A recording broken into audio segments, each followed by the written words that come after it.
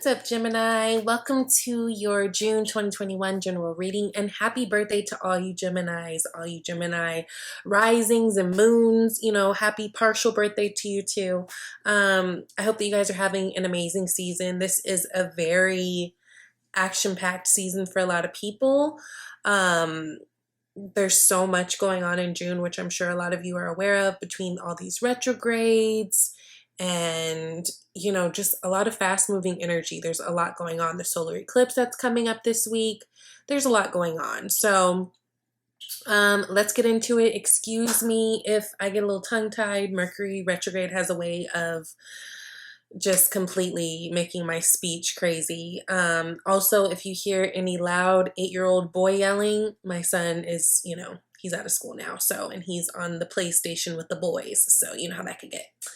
I'm excited to talk today because, again, this is a really powerful time. And for you guys, obviously, this being your season, we're talking about first house energy. So there's a lot that's literally going into you guys, right?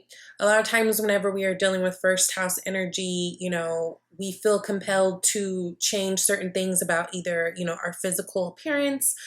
Self-image has a lot to do with that, right? So some of you guys might be wanting to get a haircut or a new tattoo or a new piercing or whatever. Maybe this is something that you've been thinking about. This is a great time to go for it. But not only that, I think with all this first house energy happening for you guys and the solar eclipse especially, right? Because eclipses they're basically new moons or full moons on steroids, right? So the energy is like magnified. And so we're talking about this solar eclipse for you guys. Again, that's hitting your first house. So I wouldn't be surprised if there's a lot of Geminis out there who want to make some either physical changes to themselves, or if you guys are finally in a place where you are allowing yourself to expand and feel and venture out and try things that maybe in the past you shied away from. So this is like a really powerful time because really, we're talking about Gemini energy. We're talking about how we think about things, right? Gemini is third house energy. It's all about the facts and communication, how we think about our siblings, all the things. So if we're talking about the top of the astrological year in Aries season, we go from the energy of I am, right, to Taurus, I value, to Gemini, I think. And collectively, we are all going through this huge change. I think the last time there was a solar eclipse in Gemini, I believe was 2012. So for some of you guys, maybe even thinking back to that time in 2012, June 2012, what did life look like for you? A lot of you guys might have been in a place where you were embarking on a new journey. And that would make a lot of sense. I think about 2012, June time, I was pregnant with my son, right? And I was didn't know it, but really planning for that next 6 months, right? Because he was born in December. So really planning for that newness to come, right? So just think about that. Something from 2012, it might resurface, but it's a really great time for all of us, okay? Powerful time. Now, you guys got the Queen of Wands, which I love. She's a vivacious queen. She's beautiful. She's fun. She's spontaneous. She's adventurous, right? She follows her passions. And even when I think about you guys doing different things to your physical appearance or something, out of all the queens, I would think of the Queen of Wands, right? Like she to me would be the queen that's like on point with her hair appointments, her nails, her toes, they match, that type of thing. So there's a lot about you guys feeling good, feeling kind of driven. Now, again, with all these retrogrades, there is going to be kind of this stop and go, push and pull energy. And I think we were feeling that for a while with Mars being in Cancer, which Mars will go into Leo on the 11th. So that's the day after the eclipse. So things will start to flow easier. Things will not feel so sticky because Mars and Cancer, they kind of are they're kind of different energies, right? And I think Mars feels much more comfortable in a fire sign like Leo. And so you guys will have, that energy to go forth in the things that you want to do. And especially when it comes to thinking about things differently, your life, what you want for yourself, your kids, your siblings, those things, third house energy things for you. Okay, so you guys start out with the Moon, the Judgment, and Six of Swords. Now, what I will say about this month for you guys is there feels like there's a big decision on the line. And I say that because you got the Judgment card, but you also got the Two of Swords here. Both cards talk about decisions. Both cards kind of talk about being at a, well, especially the Two of Swords being at a fork in the road on a decision. Now, the Moon is interesting, right? I do feel like it has a lot to do with this Gemini solar eclipse, you know, new moon that's coming up. Maybe some of you guys also have a Gemini moon. I have a Gemini moon. But, you know, moon energy is feminine energy. Moon energy is, you know, really mysterious. It's kind of about the unknown. It's dark. It's we don't have all the details yet, right? We don't know all the things yet. And I think with the solar eclipse and Mercury being retrograde, things are a little bit clouded for a lot of people, right? On what to make, you know, what decisions to make, how to move forward, even maybe how to talk to certain people about certain things because of that Mercury retrograde and, you know, all that energy in Gemini this month. Stop it. The moon, you got the moon clarifying the moon. So, you know, oh my God. And then Two of Swords underneath this. Two of Swords, and then underneath that is Two of Wands, and then underneath that is Two of Cups. Now, Venus is in your second house at this time. Second house, again, going back to value. So in terms of relationships, I think a lot of you guys are at this place where you're really kind of weighing up what you value, you know, what you value in a partner, what a relationship, a healthy, happy, strong one looks like for you. Maybe it could even be, you know, a decision about two people. It could even be for some of you guys, I feel like a decision of something coming back from the past. Now, Mercury retrograde has a way of doing that. Yes, Judgment. This has to do with love for some of you guys. Now, Ace of Cups isn't only about love, right? This is also about intuition. It's a card that's really, really pure and really, really connected to, you know, emotions and stuff. But there's something, an emotional decision you guys are probably going to be faced with this month, okay? Now, Judgment gives us the opportunity to redo something, rebirth something. And again, with all of these retrogrades, whether it's Mercury, whether it's Saturn, whether, no matter what it is, retrogrades are literally a time to review, right? To revise, to re-look at the things. So there's a lot of that going on. What I will say, if you've been feeling stuck or like you don't have control over a situation, you don't have power over a situation, that's absolutely not the case. I actually see this things being in your favor. Now, you've got the Queen of Pentacles here at the bottom of the deck. I do want you guys to watch your monies, right? Just because with this Venus, you know, being in Cancer too, and this first house energy for you guys, there is this focus on that as well. Just watch your stuff. I think in terms of career too, I want to say there is opportunities for a lot of growth. And I feel like I've been saying that to you guys for the last few months, right? I feel like there's been a lot of growth opportunities, especially in work, but it may require some type of a sacrifice. So, example, maybe you want to, you know, maybe you saw yourself going through a certain school or a certain program or something, and then maybe you have to switch gears and do it a different way in order for it to work or something like that. But definitely that's coming up here too. What I do love with the Six of Swords is it is a time of transition, and it literally says transition at the bottom. We hit Six of Swords energy. This is about moving away from turbulent waters, things that are difficult, confusing, have us stuck, and really taking the lessons and pushing forward. So again, I do see that things are moving forward. I do want to say, especially in terms of career, I think that you guys have a lot of beautiful things. I've been feeling that for the last couple months for you guys. So maybe this is the time where you start to really, really see the tangible evidence of that. Now, you got the Two of Swords twice. So you got the Two of Swords that's clarifying this Six of Swords. Yeah, maybe it is that you know, whatever this new thing that you guys are going for, maybe it requires you to move, maybe it requires you to something, but it just feels like there's something that you may have to kind of give up or sacrifice in a way in order to get what it is that you want. Or just look at things from a different perspective and look at all your options too.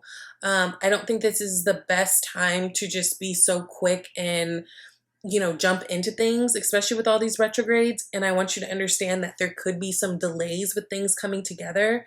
But some of you, it feels like there's literally a decision you have to make, and it could be in terms of movement, like moving locations, moving jobs, moving something. Now, in your environment, you've got that Two of Swords again. So what are you guys stuck on? And it literally says decisions. Two of Swords, decisions. Now, this could be an outside person for you, right? So this could be like, especially if you guys are dealing with another air sign person. So Aquarius, Libra, or Gemini. But this could just be literally your environment. Like, you've got two ways that you want to go. Like, you've got, you know, it almost feels like there's more than one way to skin a cat. So again, if there's like an end goal that you guys have been trying to work on for a while now, it's almost like there's a matter of like, what do I want to do? How do I want to get there? Right now, you got the Four of Swords, which popped out. So this is something, you know, this is something that you need to be meditating on. Again, you might want to chill on making any decisions, any permanent decisions if you can, at least till the end of this month. Mercury retrograde does end, I believe, on the 22nd or something, but remember, there's still that shadow phase. So if you can, I would try to give it some time. But definitely be meditating on this. This answer, whatever this is, there's a lot of opportunity coming your way, a lot of chance for growth and victory and money and all the things. We've got the Page of Pentacles, we've got the Knight of Pentacles. These are beautiful. It may require you to learn something new, maybe learn a new trade, something like that. But I do see victories here, but the thing is, it just feels like timing might be essential in some way to this. Yeah, some of you guys, I literally feel like there's a move, because it feels like some of you guys are trying to plant new seeds and new things. Now, again, this can be a move of a job or a move of something like that, but some of you guys, it's an actual physical move. You got Seven of Cups here with the choices, with the Temperance, clarifying it. Again, there's options, but I really want to invite you to look at all your options, because this is kind of like in your hopes and fears placement. And I feel like there's things that maybe you weren't open to in the past that now, with this new perspective, you kind of are. So be patient with yourself. There's options for you. You got the Sagittarius card of Temperance. So there could be a Sagittarius that's involved. But, you know, when we talk about Temperance energy, this really is about being patient with oneself too. Knowing that you are, you know, you are an alchemist, and, you know, mixing and matching and making things flow, right? Finding the perfect flow. Just be mindful with these Seven of Cups, right? Because with the Seven of Cups, not all options are good options. Not all things are the way they actually look, right? Like, some things can be a little bit deceiving in there. So there is this kind of something prompting you to kind of take your time on something. But at the same time, it's interesting because I feel like you guys are right there. But this feels like this is something that it can't just be based on logic. And I think for Geminis, you know, you guys are air signs. You guys are very logical and intellectual. And although you are emotional too, right? Because everyone is. I don't know why people act like Geminis aren't. I'm a Gemini moon, so honey, I know. You will still lean on, at the end of the day, the decision is set based on what makes sense, right? But whenever we've got Mercury retrogrades, people who are usually more logical or pragmatic, they tend to flip and be more like emotion and intuition driven in their decisions, and that actually works better for them. So there might be a little confusion as to what to do or when to do. But I do see new things for you. There's new seeds being planted. So I don't know if it requires a move. Again, for some of you guys, it feels like there may be some like lifestyle change that has to happen in order for you to actually get the things that you want. But it's absolutely possible. Now you've got the Knight of Swords here with the Star energy. Okay, Star is Aquarius energy. This is about hope, healing. This is about wish fulfillment. It's about things coming true. It's also about the healing aspect. And there's a lot of healing going on with this moon, right? And then with the full moon in Capricorn that's coming up on the 24th for you guys at the end of the month, there's going to be a lot of healing that comes with that too, because for you, that's going to be your 8th house energy. 8th house is transformative. It's about the death and the rebirth, the sex, the regeneration. It's deep-rooted stuff. Be patient with yourself. The Knight of Swords is a very active, very, assertive being, but this is someone who can also move too fast. This can also be someone who says too much and isn't thinking about the bigger picture or the consequences behind it, right? I just feel like there are things that you guys want to do. And again, there's this summer, really, there's going to be a lot of this push and pull energy with the Saturn retrograde, with the Mercury retrograde, with the, all the sextiles and all the different aspects and stuff going on. But keep a steady pace, but don't force anything. Those memes are like, don't force anything, relationships, ponytails, whatever. Like, it's that energy. I do feel like you've got all the things coming to you. Wish fulfillment, whatever it is that you want, you can get it and it's coming to you. But it feels like there may be some things in order, that you have to iron out a little bit first. And a lot of that has to do with how much you're willing to sacrifice to get what this ultimate thing is that you want. Because with this moon energy, I think there's some things that you're unclear about. I would take the time this week leading up to, because the eclipse is on Thursday, I believe.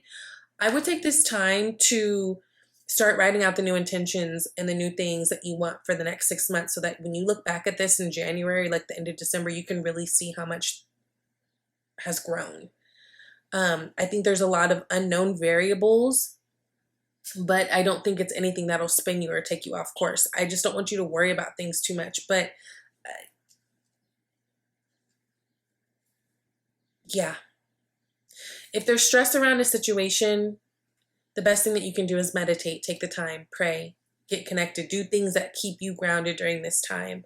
But I just see you guys planting new seeds in new areas, whether that's career, whether that's physical moving, whatever that is, that's what it feels like. And there's victory there. So I love this. I actually think this is a really powerful month for you guys.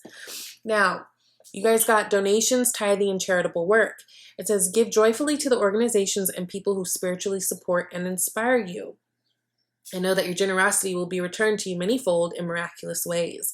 The time, supplies, money, or other resources you donate will ensure that positive energy multiplies. I love this too, because I think oftentimes we forget that money is energy. Money is a form of energy. So every single time you buy anything, in any transaction that you do, you are doing an energy exchange. So really being mindful of where you put that energy in, like what companies, what, charities, what things. Sometimes I have to stop and like really look at how I'm spending my money. And I'm like, girl, you're putting all this energy into that? Why are you doing that? That's not conducive for what you actually want in the long run. So that's a reminder there. Again, the time, supplies, money, and other resources you donate will ensure your positive energy multiplies. And then, although there wasn't a whole lot of love that came out, actually in the tarot cards, you guys did get the true love. This is the romance of a lifetime card. So this is awesome. If you guys are interested in personal reading, to explore that more, you can also, reach out to me or schedule one with the link in the About tab, okay, if you want a live reading. So I hope that this was helpful for you guys. I love you so, so much. Thank you so much for the support. I hope you have an amazing birthday. Who's your birthday twin? Is it Tupac, right? Is it Andre 3000? Is it Prince? Who is it? I love Geminis, and I'm always like, I love seeing birthdays. So shout out to you. Happy birthday. Shout out to everybody else. Make sure you guys all say happy birthday to each other. I love you, and I will see you soon. Bye, Gemini.